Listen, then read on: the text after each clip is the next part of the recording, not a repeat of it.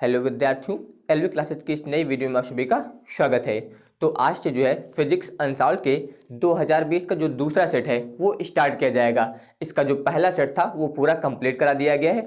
उसके जितने भी वीडियो हैं उन सभी की प्लेलिस्ट बना दी गई है और उसका लिंक आपको नीचे डिस्क्रिप्शन में मिल जाएगा। अगर आपने वो वीडियो नहीं देखे हैं तो उस लिंक पर क्लिक करके वो वीडियो देख सकते हैं। तो अब ध्यान दीजिए, इसमें जो खंड आ दिया गया है इसमें जितने भी क्वेश्चन हैं सभी बहुविकल्पी क्वेश्चन दिए गए हैं। तो इसमें ध्यान दीजिए, जो पहला क्वेश्चन दिया गया है इसमें पूछा जा रहा है कि एक प्रकाश किरण पुंज वायु से जल में प्रवेश करता है, निम्नलिखित में से कौन सा अपरिवर्तित रहेगा।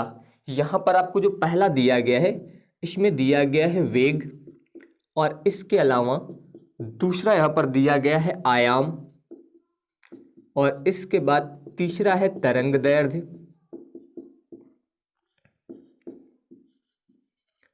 और इसके अलावा चौथा इसमें है आवृत्ति। इतना आपको यहाँ पर दिया गया है और इसमें बताया गया है कि प्रकाश किरण पुंज जो है वो वायु से जल में प्रवेश कर रहा है।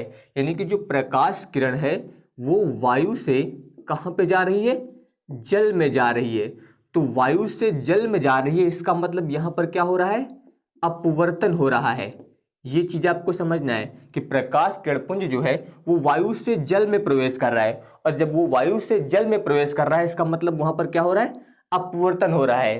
तो आपको याद रखना है कि अपवर्तन की घटना में जो है वेग हमेशा बदल जाता है, इसके अलावा आयाम भी हमेशा बदल जाएगा, इसके अलावा तरंग दैर्ध्य भी हमेशा बदल जाती है, लेकिन आवृत्ति जो है ये कभी नहीं बदलती है। ये आपको याद रखना है कि अपवर्तन की घटना में जो है चाल बदल जाएगी, यानी कि वेग बदल जाएगा, आयाम बदल जाएगा, इसके अलावा तरंग दैर्ध्य भी बदल जाएगा, लेकिन आवृत्ति जो है वो कभी नहीं बदलती है। यानी कि इसका जो विकल्प नंबर 4 दिया गया है आवृत्ति, ये यहाँ पर सही है। अब इसके बाद ध्यान दीजिए, इसी का क्वेश्चन नंबर खा, इसमें पूछा गया है कि पीएन संधि डायोड के अवक्षय परत में होते हैं। अवक्षय परत, ध्यान दीजिए, जो पीएन संधि होती है उसके बारे में आपको बताया गया है। ध्यान दीजिए, इस प्रकार से होती है। यहाँ पर ध्यान दीजिए, एक तरफ जो है यहाँ पर पी प्रकार अर्धचालक और दूसरी तरफ जो है एन प्रकार अर्धचालक होते हैं। पी वाले में जो है कोटर उपस्थित होते हैं इस प्रकार से, और इसके अलावा एन वाले में जो है चालक इलेक्ट्रॉन उपस्थित होते हैं ये। तो यहाँ पर जो है ये ऊष्मीय विक्षोभ के कारण जो है दोनों जो है संधि को पार करने लगते हैं, यानी कि यहाँ पर पार करने लगते हैं, कोटर इधर जाने लगते हैं और इलेक्ट्रॉन इस तरफ आने लगते हैं। तो यहाँ पर जब ये ऊष्मीय विक्षोभ के कारण पार करने लगते हैं तो इसमें जो कोटर और इलेक्ट्रॉन होते हैं ये जो है परस्पर संयोग करके नष्ट हो जाते हैं, और जब ये परस्पर संयोग करके नष्ट हो जाते हैं तभी यहाँ पर जो है अवक्षय परत बनती है। अवक्षय परत, इसमें आपको बताया जा रहा है कि जो कोटर और इलेक्ट्रॉन है जब ये संयोग करके नष्ट होते हैं तो वहां पर क्या बन जाती है, एक पतली परत बन जाती है जिसे अवक्षय परत कहते हैं। तो इसमें इलेक्ट्रॉन और कोटर जो है ये संयोग करके नष्ट हो गए हैं, यानी कि इस अवक्षय परत में जो है ना तो इलेक्ट्रॉन है, यानी कि ना ही यहाँ पर चालक इलेक्ट्रॉन है और ना ही कोटर है। तो यहाँ पर ध्यान दीजिए, जो इसका विकल्प नंबर 4 दिया गया है जिसमें लिखा है ना तो इलेक्ट्रॉन ना ही कोटर, तो आप याद रखिएगा कि जो पीएन संधि डायोड है इसकी अवक्षय परत में जो है ना ही इलेक्ट्रॉन होते हैं और ना ही कोटर होते हैं। इसके बाद ध्यान दीजिए, इसी का क्वेश्चन नंबर गा, इसमें लिखा है जस्ते की सतह से इलेक्ट्रॉन उत्सर्जन हेतु निम्नलिखित में से कौन सा विकिरण जो है अत्यंत प्रभावी होगा। पहला इसमें आपको बताया गया है सूक्ष्म तरंगे, सूक्ष्म तरंगे। इसके अलावा जो इसमें दूसरा विकल्प दिया गया है वो है दृश्य प्रकाश, दृश्य प्रकाश, और इसके बाद इसमें ध्यान दीजिए तीसरा दिया गया है अवरक्त प्रकाश। तीसरा है यहाँ पर अवरक्त प्रकाश, और इसके अलावा चौथा है पराबैंगनी प्रकाश, पराबैंगनी प्रकाश। और पूछा गया है कि जस्ते की सतह से इलेक्ट्रॉन उत्सर्जन हेतु जो है प्रभावी विकिरण। तो जस्ते से इलेक्ट्रॉन उत्सर्जन हेतु जो प्रभावी विकिरण है उसमें ना तो सूक्ष्म तरंगे हैं, ना ही दृश्य प्रकाश है और ना ही अवरक्त प्रकाश है, यानी कि यहाँ पर जो प्रभावी विकिरण होगा वो पराबैंगनी प्रकाश होगा, यानी कि इसका विकल्प नंबर 4 जो है यहाँ पर सही होगा। अब इसके बाद ध्यान दीजिए, इसी का क्वेश्चन नंबर घ, इसमें लिखा है कि पीएनपी या फिर एनपीएन ट्रांजिस्टर के आधार से जो है धारा प्रवाह होता है। ध्यान दीजिए, आधार से। इसमें यहाँ पर आपको बताया गया कि जो पीएनपी या फिर जो एनपीएन ट्रांजिस्टर होता है उसमें एक होता है आपका उत्सर्जक, इसके अलावा एक होता है आधार और एक होता है संग्राहक। इसके बारे में आपको बताया गया है, उत्सर्जक, आधार और संग्राहक। तो याद रखेगा, यहाँ पर संग्राहक में जो धारा प्रवाहित होती है वो होती है आईसी, इसे हम लोग बोलते हैं संग्राहक धारा। आधार में जो धारा प्रवाहित होती है इसे लिखते हैं हम लोग आईबी से, ये होती है आधार धारा। और उत्सर्जक में जो धारा प्रवाहित होती है उसे हम लोग लिखते हैं आईई से, इसे बोलते हैं उत्सर्जक धारा। तो यहाँ पर जो ये आधार धारा होती है ये इलेक्ट्रॉन के कारण उत्पन्न होती है। याद रखेगा, ये धारा जो है इलेक्ट्रॉन के कारण, जब आधार में इलेक्ट्रॉन की कमी होती है तो बैटरी से जो है एक इलेक्ट्रॉन निकलकर इस कमी को पूरा करता है, इसलिए ये धारा जो है वो इलेक्ट्रॉन के कारण उत्पन्न होती है। याद रखेगा, आधार में जब इलेक्ट्रॉन की कमी होती है तो बैटरी के ऋण ध्रुव से जो है एक इलेक्ट्रॉन निकलकर इस कमी को पूरा करता है, तब वहां पर आधार धारा जो है उत्पन्न होती है। इसका मतलब आप यहाँ पर देख सकते हैं, इसका जो विकल्प नंबर 1 लिखा है जिसमें लिखा है इलेक्ट्रॉन द्वारा, यहाँ पर इसका विकल्प नंबर 1 जिसमें लिखा है इलेक्ट्रॉन द्वारा, ये सही होगा। अब इसके बाद ध्यान दीजिए, इसी का अगला क्वेश्चन, इसमें लिखा है निर्वात में किसी प्रकाश की तरंग दैर्घ्य जो है वो 6400 एंगस्ट्रॉम है, जल में इसकी तरंग दैर्घ्य होगी। तो निर्वात में आपको तरंग दैर्घ्य दी गई है, यानी कि लैम्डा, इसका मान दिया गया है 6400 एंगस्ट्रॉम, और जल में आपको तरंग दैर्घ्य ज्ञात करनी, इसको हम लोग मान लेते हैं लैम्डा डैश। इसके अलावा जल का अपवर्तनांक आपको दिया गया है n बराबर 4/3। तो यहाँ पर आप सूत्र यूज करेंगे लैम्डा डैश बराबर लैम्डा बटे n, इसका मान रख दीजिए। तो ये हो जाएगा 6400 बट्टे में n का मान रखना है तो 4/3, ये पलट के ऊपर चला जाएगा।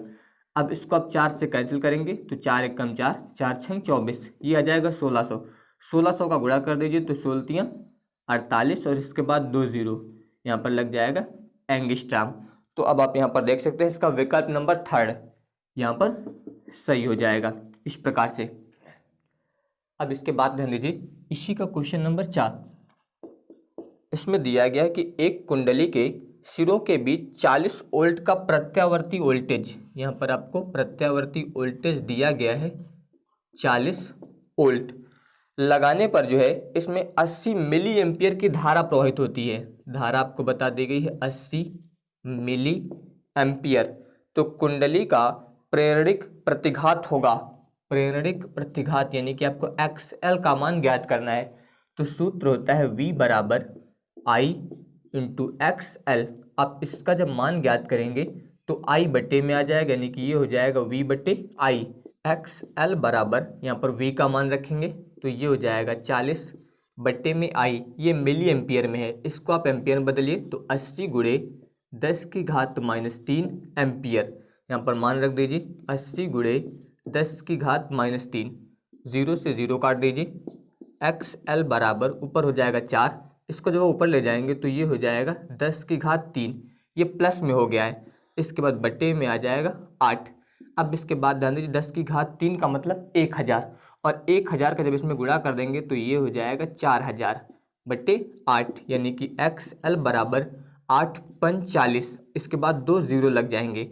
यहाँ पर ध्यान दीजिए हम लोग प्रतिघात ज्ञात कर रहे हैं इसलिए ओम। तो अब आप यहाँ पर देख सकते हैं इसका जो विकल्प नंबर 1 दिया गया है जिसमें लिखा है 500 ओम, ये यहाँ पर सही हो जाएगा। अब इसके बाद ध्यान दीजिए खंड बा, इसमें जितने क्वेश्चन है वो भी एक नंबर के हैं, अतलगत्री क्वेश्चन है। तो इसमें ध्यान दीजिए दूसरा क्वेश्चन दिया गया है, इसका पहला क्वेश्चन, इसमें लिखा है निम्नलिखित में से कौन से पदार्थ प्रतिचुंबकीय हैं। इसमें आपको दिया गया है पारा, इसके अलावा कोबाल्ट, और इसके अलावा दिया गया है एल्यूमिनियम, और इसके अलावा एक और दिया गया है बिस्मथ। इसमें से जो है आपको ये बताना है कि कौन से पदार्थ जो है प्रतिचुंबकीय हैं। यहाँ पर एक है पारा, दूसरा है कोबाल्ट, एल्यूमिनियम, इसके बाद बिस्मथ। तो आप लोग याद रखिएगा कि जो पदार्थ जो है चुंबकीय क्षेत्र में रखे जाने पर चुंबकीय क्षेत्र की ओर चुंबकित हो जाते हैं, यानी कि चुंबकीय क्षेत्र की दिशा में चुंबकित हो जाते हैं, उनको हम लोग बोलते हैं अनुचुंबकीय। इसमें से अनुचुंबकीय पदार्थ आपका है एल्यूमिनियम, ये जो है ये अनुचुंबकीय है। और इसके अलावा वे पदार्थ जो चुंबकीय क्षेत्र में रखे जाने पर चुंबकीय क्षेत्र के विपरीत दिशा में चुंबकित हो जाते हैं, उनको हम लोग बोलते हैं प्रतिचुंबकीय। तो इसमें आपका पारा जो है ये प्रतिचुंबकीय होता है, प्रतिचुंबकीय। इसके अलावा जो बिस्मथ है ये भी आपका प्रतिचुंबकीय है। और इसके अलावा तीसरा जो है वे पदार्थ जो चुंबकीय क्षेत्र में रखे जाने पर चुंबकीय क्षेत्र की दिशा में जो है प्रबल रूप से चुंबकित हो जाते हैं, उन्हें हम लोग बोलते हैं लौह चुंबकीय। तो कोबाल्ट जो है ये लौह चुंबकीय पदार्थ है, लौह चुंबकीय। तो यहाँ पर जो है आपका एक विस्मथ, इसके अलावा पारा, ये दोनों जो है यहाँ पर प्रतिचुंबकीय पदार्थ होंगे। अब इसके बाद ध्यान दीजिए, इसी का जो क्वेश्चन नंबर खा दिया गया है, इसमें क्या क्या दिया गया है इस क्वेश्चन में मैं आपको ये बताऊंगा। इसके अलावा आपको यहाँ पर सूत्र बताऊंगा, बाकी इसकी गणना आप लोग स्वयं करेंगे। ध्यान दीजिए, सबसे पहले लिखा है 12.8 मिलियन इलेक्ट्रॉन वोल्ट ऊर्जा वाले, यानी कि आपको यहाँ पर ऊर्जा दी गई है 12.8 मिलियन इलेक्ट्रॉन वोल्ट ऊर्जा वाले न्यूट्रॉन के दी ब्रोगली तरंगदैर्ध्य की गणना कीजिए। तो यहाँ पर आपको दी ब्रोगली तरंगदैर्ध्य की गणना करनी है।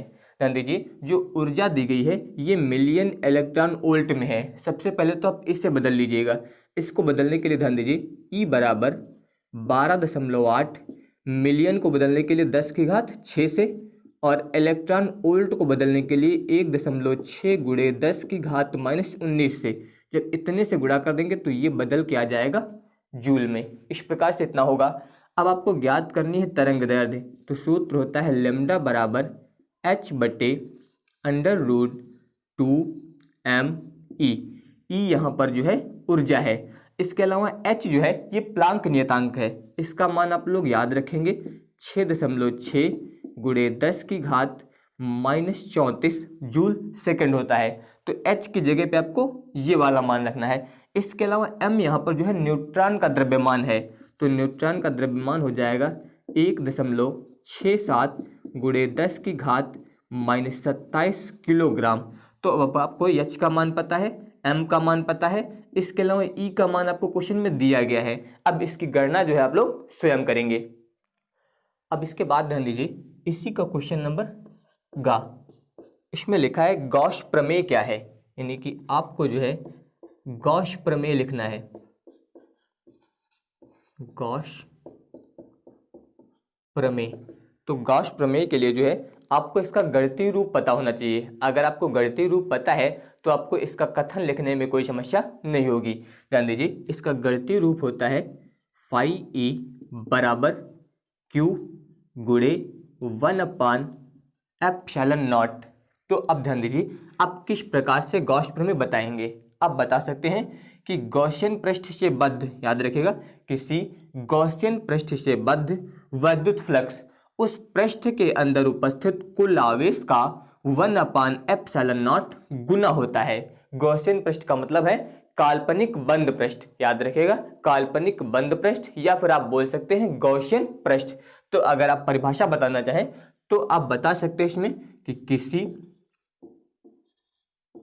गॉसियन पृष्ठ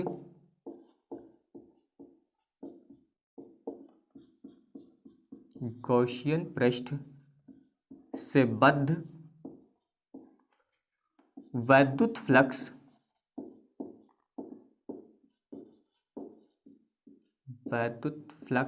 यानी कि फाई ई उस पृष्ठ के अंदर उपस्थित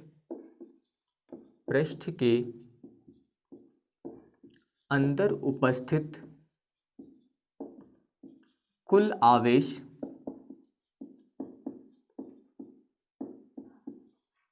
का 1/ε0, यहाँ पर कुल आवेश क्या होगा आपका Q होगा। तो कुल आवेश Q का जो है 1/ε0 गुना होता है। तो इस प्रकार से आप गॉस प्रमेय जो है बता सकते हैं। याद रखिएगा कि किसी गॉसियन पृष्ठ यानी कि काल्पनिक बंद पृष्ठ से बद्ध विद्युत फ्लक्स जो है वो उस पृष्ठ के अंदर उपस्थित कुल आवेश का 1/ε0 गुना होता है। इस प्रकार से आप गॉस प्रमेय को बता सकते हैं। अब इसके बाद ध्यान दीजिए, इसी का क्वेश्चन नंबर घ, इसमें पूछा जा रहा है कि एक एंगस्ट्रॉम तरंग दैर्ध्य, यहाँ पर तरंग दैर्ध्य दी गई है आपको 1 एंगस्ट्रॉम, और इसके बाद आगे लिखा है वाली एक्स किरण की आवृत्ति क्या होगी। आपको तरंग दैर्ध्य दी गई है और आवृत्ति यानी कि न्यू का मान ज्ञात करना है। तो पहले एक सूत्र ध्यान दीजिए, सूत्र होता है E बराबर HC, इतना होता है E बराबर HC अपान लेमडा। और इसके अलावा ध्यान दीजिए दूसरा होता है E बराबर H न्यू, ये सूत्र है। इसको आप मान लीजिए समीकरण 1 और इसको मान लीजिए समीकरण 2। इसके बाद समीकरण 1 व 2 से ध्यान दीजिए दोनों के LHS बराबर हैं तो RHS भी बराबर होंगे, यानी कि HC बट्टे लेमडा बराबर हो जाएगा H न्यू। H से H कैंसिल हो जाएगा तो इसका मतलब न्यू बराबर आएगा C अपान लेमडा। C यहाँ पर प्रकाश की चाल होती है, इसका मान होता है 3 गुणे 10⁸ बटे लेमडा। इसका मान आपको दिया गया है, ये मान एंगस्ट्रॉम में है। अगर आप इसे मीटर में बदल के लिखेंगे तो गुणे 10⁻−10 मीटर। अब ये वाला मान आप यहाँ पर रख दीजिए तो 1 गुणे 10⁻−10 बराबर, यहाँ पर डाल दीजिए ये हो जाएगा 3 गुणे, यहाँ पर 10⁻−10 है, जब ये ऊपर जाएगा तो प्लस में जाएगा तो 10 और 8 मिलके हो जाएगा 18, यानी कि 10⁸18।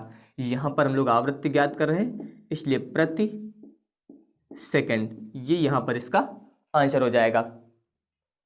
अब इसके बाद ध्यान दीजिए इसी का अगला क्वेश्चन दिया गया है इसमें कि प्रकाश विद्युत प्रभाव में संस्तब्धता विभव यानी कि अंतक उल्टता से क्या तात्पर्य है। तो आपको बताना है संस्तब्ध विभव के बारे में। संस्तब्ध विभव या फिर बोल सकते हैं संस्तब्धता विभव। तो आप इसे बता सकते हैं कि कैथोड के सापेक्ष प्लेट यानी कि एनोड को दिया गया वह न्यूनतम ऋणात्मक विभव जिस पर प्रकाश विद्युत धारा का मान जो है वो शून्य हो जाता है, तो उसे हम लोग बोलते हैं संस्तब्ध विभव। याद रखिएगा कि कैथोड के सापेक्ष प्लेट यानी कि एनोड को दिया गया वह न्यूनतम ऋणात्मक विभव जिस पर प्रकाश विद्युत धारा का मान जो है शून्य हो जाता है, तो ऐसे न्यूनतम ऋणात्मक विभव को हम लोग बोलते हैं संस्तब्ध विभव। तो आप इसमें बता सकते हैं यहाँ पर कि कैथोड के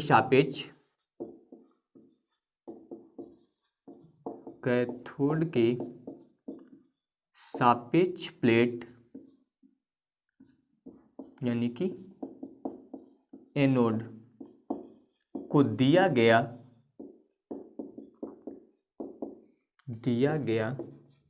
वह न्यूनतम ऋणात्मक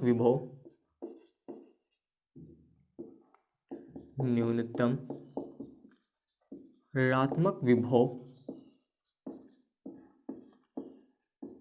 जिस पर प्रकाश विद्युत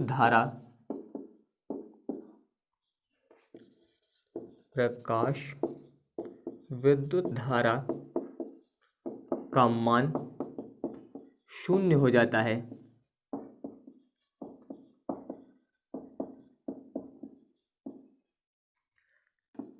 ऐसे न्यूनतम ऋणात्मक विभव को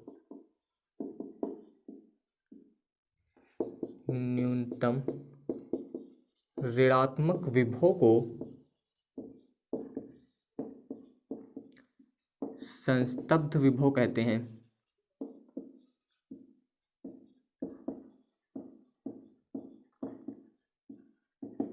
तो इस प्रकार से आप जो है संस्तब्धता विभव को परिभाषित कर सकते हैं। अब इसके बाद ध्यान दीजिए इसी का जो लास्ट क्वेश्चन दिया गया है इसमें पूछा जा रहा है कि हाइड्रोजन के वर्णक्रम स्पेक्ट्रम में कौन सी श्रेणी जो है वो पराबैंगनी भाग में पाई जाती है। तो याद रखिएगा आप लोग लाइमन श्रेणी जो है ये पराबैंगनी भाग में पाई जाती है। लाइमन श्रेणी ये जो है पराबैंगनी भाग में जो है पाई जाती हैं। ये आप लोग याद रखेगा। इसके अलावा जो अन्य श्रेणियाँ होती हैं जैसे कि बामर, तो जो बामर श्रेणी होती है ये दृश्य भाग में पाई जाती है। और इसके अलावा जो अदर श्रेणियाँ होती हैं वो सभी अवरक्त भाग में पाई जाती हैं। याद रखिएगा, लाइमन श्रेणी जो है ये केवल पराबैंगनी भाग में पाई जाती है। इसके अलावा जो बामर श्रेणी होती है वो दृश्य भाग में पाई जाती है। और इसके अलावा जो अदर श्रेणियाँ हैं वो सभी जो है आपके अवरक्त भाग में पाई जाती हैं। ये आप लोग याद रखिएगा। तो बाकी के क्वेश्चन मैं आप लोगों को नेक्स्ट वीडियो में बताऊंगा। अगर आप सभी को ये वीडियो पसंद आया हो तो इस वीडियो को लाइक, शेयर और चैनल को सब्सक्राइब जरूर करिएगा। धन्यवाद।